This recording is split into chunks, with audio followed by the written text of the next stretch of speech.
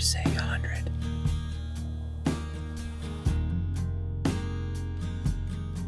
That looks like an elk butt. I pull up my lighthouse, and it's a 6-point bull, like a stud of a bull.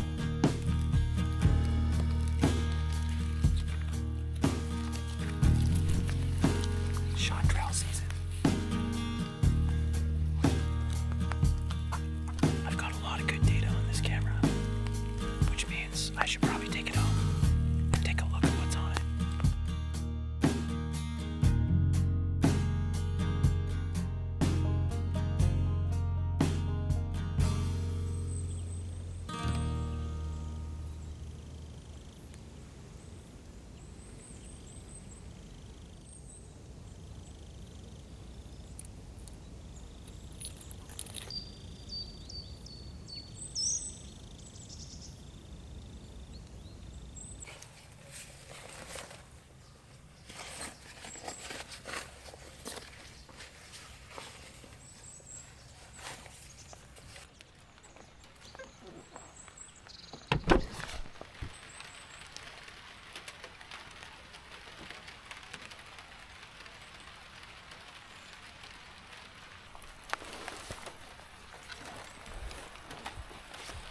I didn't turn anything up with my glassing session. I'm not really patient when it comes to glassing, so I probably don't give myself that good of an opportunity to see deer when I only glass a cut for 5 minutes before I leave it. But I'm not really good at glassing. My style of hunting is still hunting, which is basically getting a rainy day like this and walking through the woods as slowly and as quietly as I can. An interesting fact about Vancouver Island. Vancouver Island has one of the highest densities of cougars in the world. It might just be the highest in North America, but globally I'm pretty sure we're like top 5 per square kilometer. I've never seen one out here, but I've seen their sign, and there's some big kitties. I've gotten one on a trail cam too, but that's about it. I've never seen one in the flesh. And honestly, kind of hoping to keep it that way.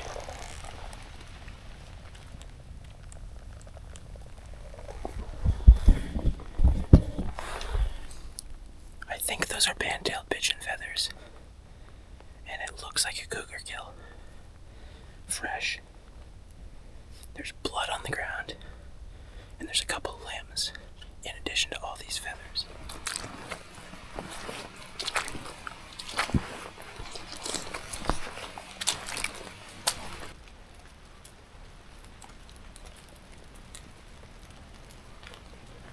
This kind of cliffy, bluffy terrain that is covered in moss is absolutely perfect for blacktail.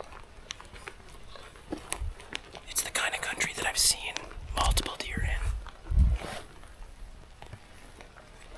This is where I harvest most of my deer, is in areas that are like this, or in clear cuts that are directly beside an area like this.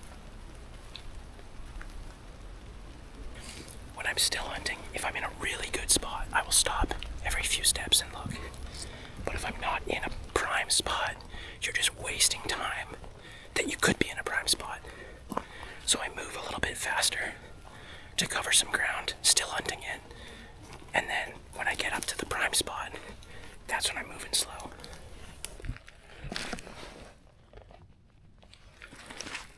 Very fresh tracks.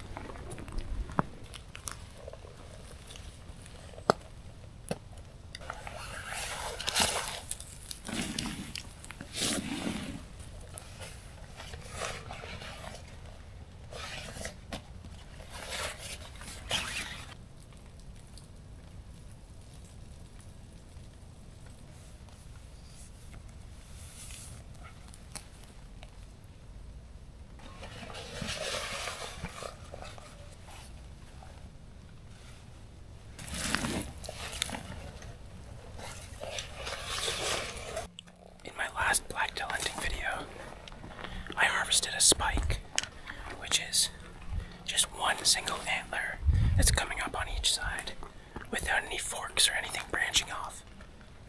Today, I'm looking at a 2-point or better. So I will not shoot a spike today. I want 2 points or more.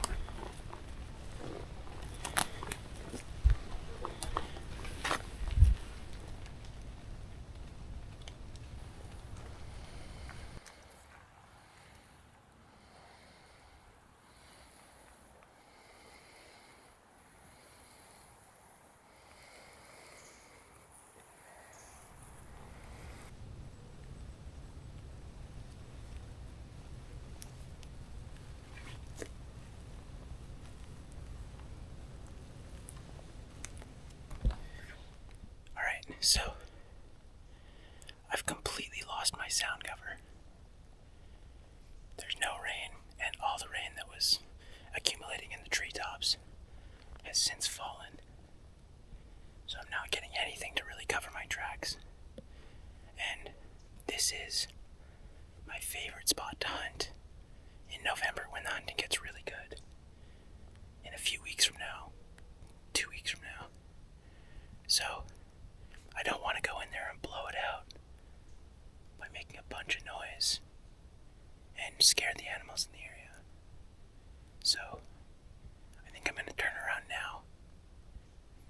I'm 500 meters up and about 2 kilometers deep. I normally try to get to about the 800, 900 meter elevation band line.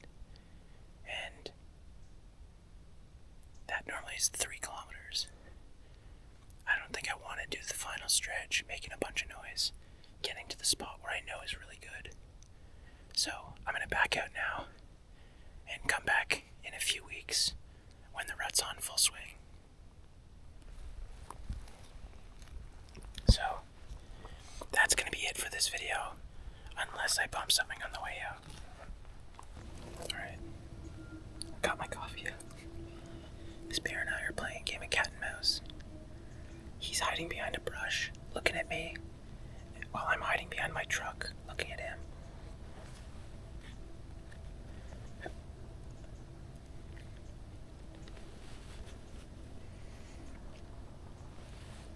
I haven't been able to get a proper size on it.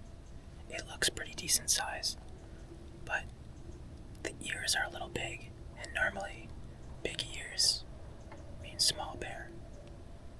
So I need to really see its body before I make a call on this thing. And right now it's not showing me its body. I did walk around this road a little bit to try to look and see if there was any other animals in the cut, particularly young cubs, and I don't see any sign of cubs. So that's a good thing. I've now been watching this bear for 15-20 minutes and not really been given any shot opportunities. There was one shot opportunity while I was walking up a little bit, but I was just trying to get an idea of the size, not really trying to shoot it. So hopefully it moves to the left of where it currently is, because if it does move to the left, then I have a good angle on that. I don't really see many like mid-October to late October bears, so yeah, it's just fun to see some animals.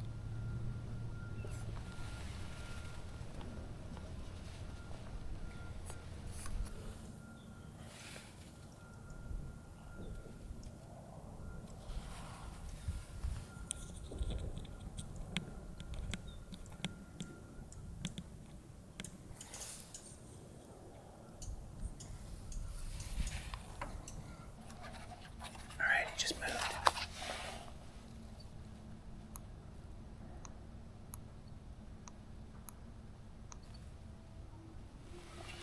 Rangefinder's saying 100, but there's no way that's 100. That's closer to 2.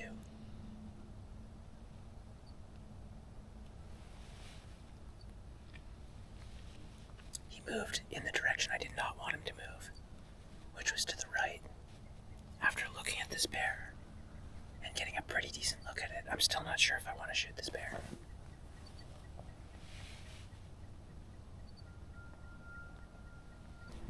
I always want to be excited about an animal before I shoot it, because if you're not excited about an animal and you shoot it and it doesn't work out, man, that's not a good feeling.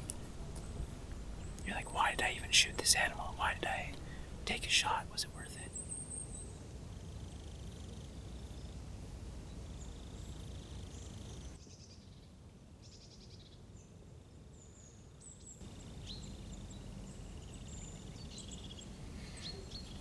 Alright, I think we got enough light out here.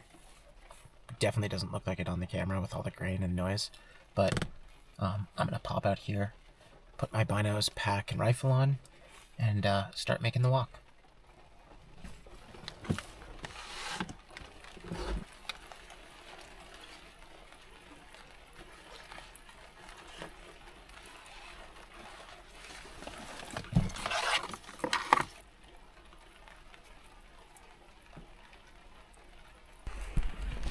You look so dry sitting on your phone, on your computer right now.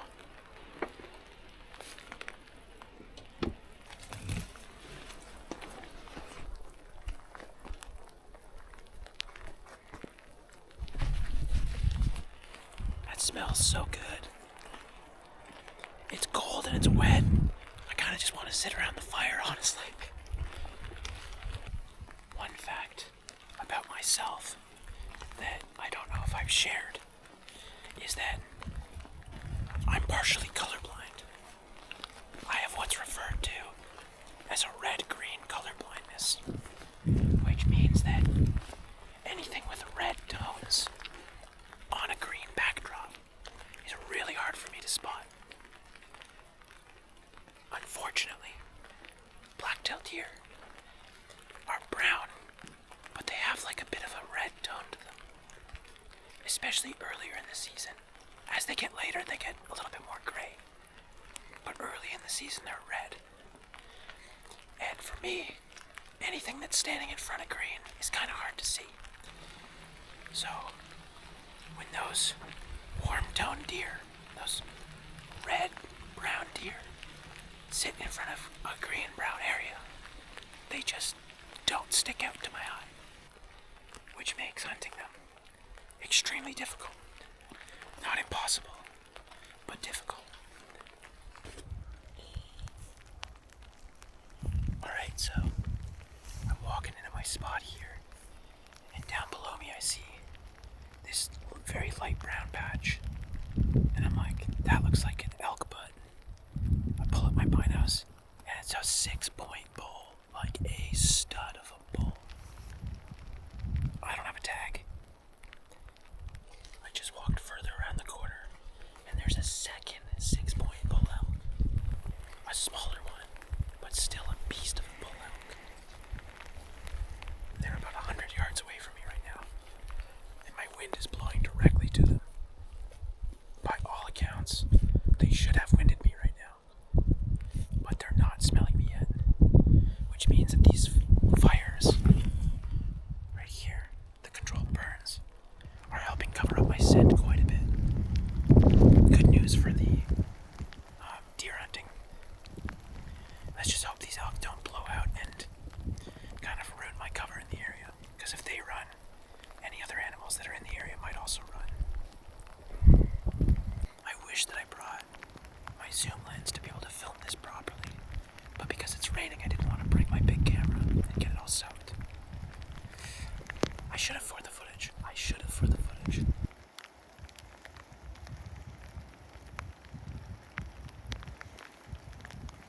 Anyway, right in front of me is the patch of mature second growth that I plan to still hunt. I've got a couple trail cams down in here, so it's 9 o'clock. I have until 12 to hunt. I'm going to do an hour and a half down, an hour and a half back up, boot to the car, and get back home for lunch. Quick little half-day hunt. Let's see if we can make it happen.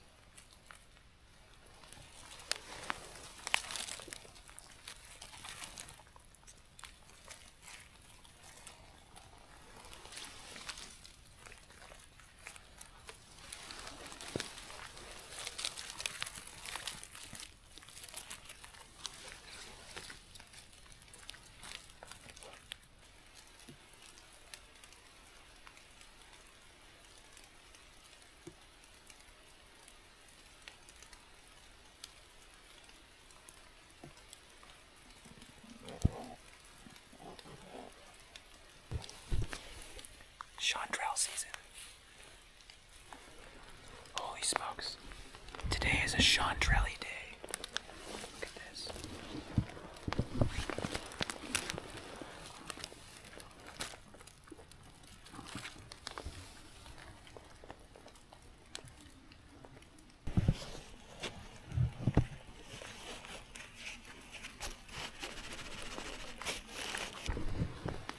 That one has no rot, no decay.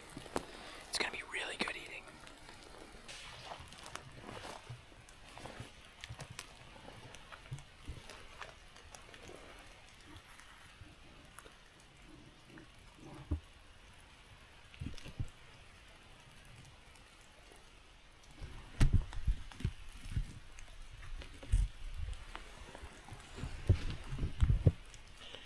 This is a piece of the bark that was rubbed off. We had a windstorm a few days ago. I'm pretty confident this would have fallen off. It was barely hanging on. So this feels like it might have been fresh. Fingers crossed.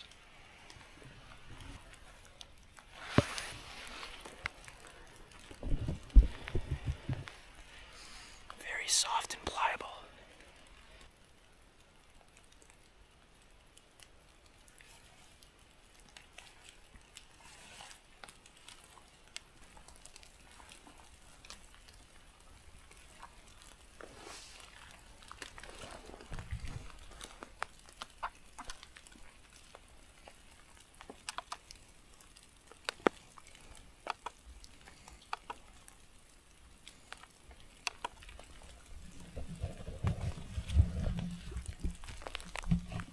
That's my 2-point right there. Almost all this activity is at night. Okay, I've got a lot of good data on this camera, which means I should probably take it home and take a look at what's on it.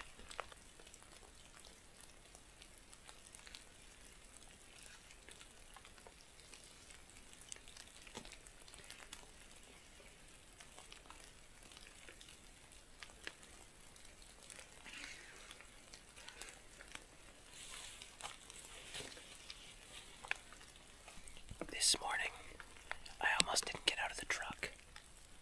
I had the thought to myself, you know what, it's rainy, it's crappy, it's cold, it's miserable.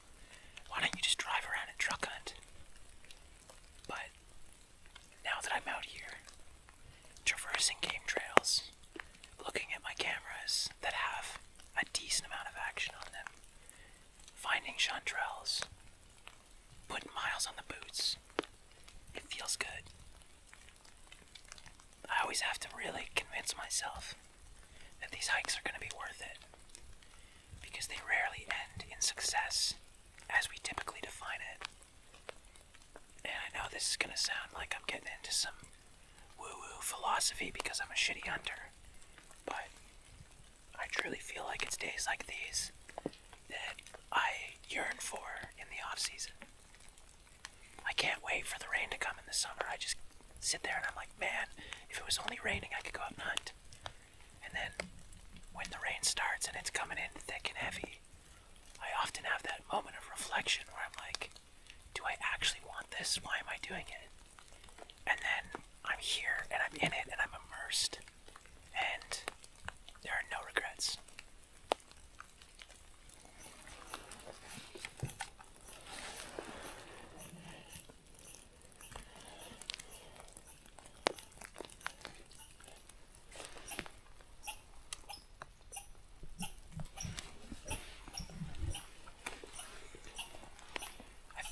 Tracks.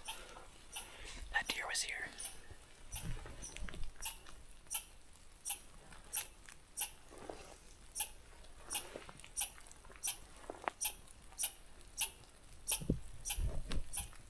Shut up.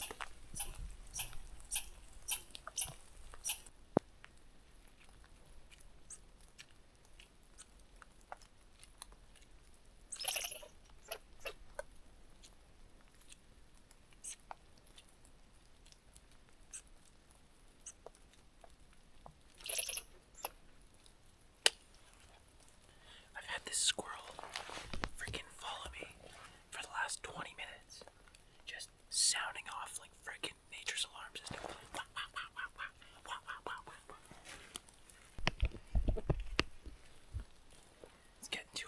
these layers.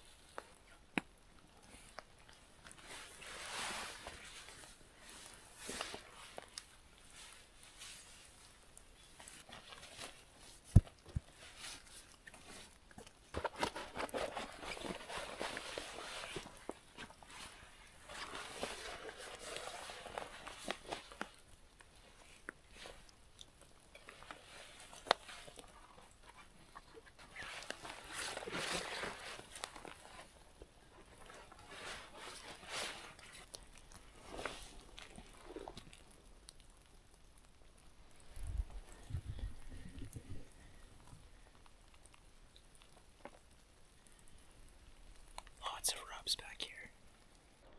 Well, I'm back out, and I'm in the clear cuts because it stopped raining and I lost all my sound cover in the forest.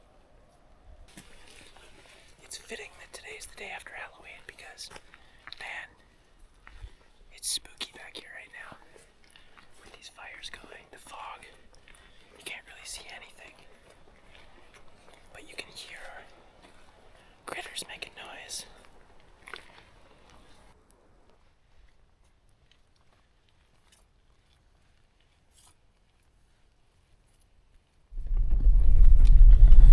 Alright. Obviously we are back in the truck here and headed on our way home. It's just past 11:30. I gotta be home by 12:30. So that's the plan. Today I did not see any deer. I saw a lot of elk. I got a trail camera back and I picked like 7 or 8 good chanterelles. So I still call it a win. No deer in the freezer, but hopefully some good intel on that trail camera.